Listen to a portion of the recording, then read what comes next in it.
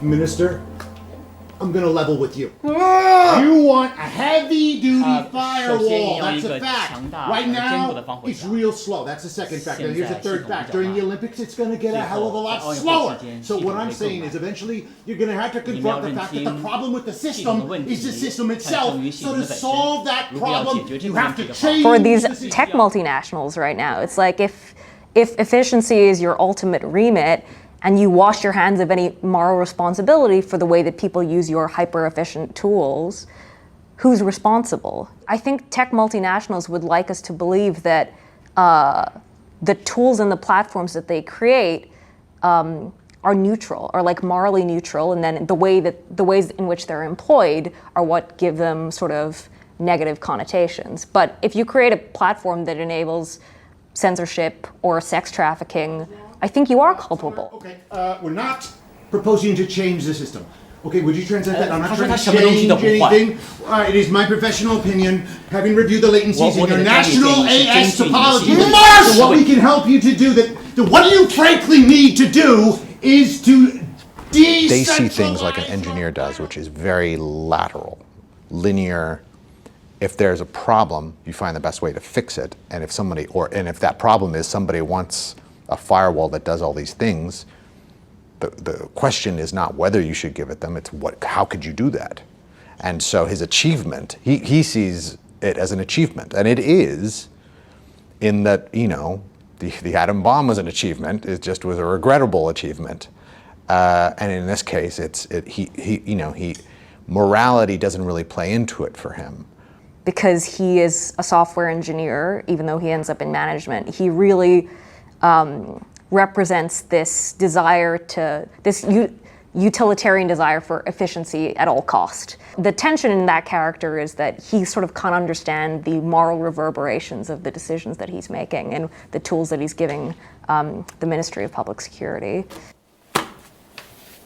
他们都做了什么？ What did they do? 我们只是喝茶。 We drank tea. 他们都问了你什么？ What did they ask you? 没什么重要的问题。 Questions aren't important. 例行公事。 It's just a ritual.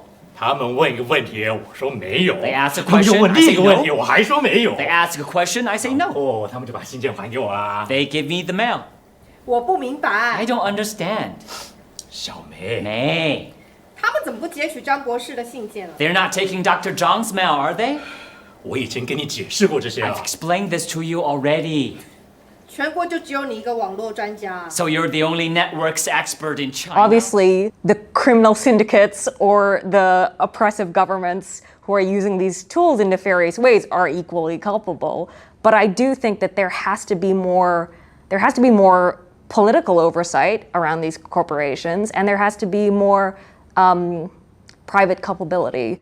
In this story, the interpretation of the way he created the decentralized firewall that China is able to use is like it's moving the Chinese internet security system way far into the future, much further than they would have been able to get that quickly. It's a stroke of lightning that hits him, and he gets this great idea to do this new method of decentralization to the Chinese internet, utilizing all the three tiers of the provinces, the local devices, and then a larger national network.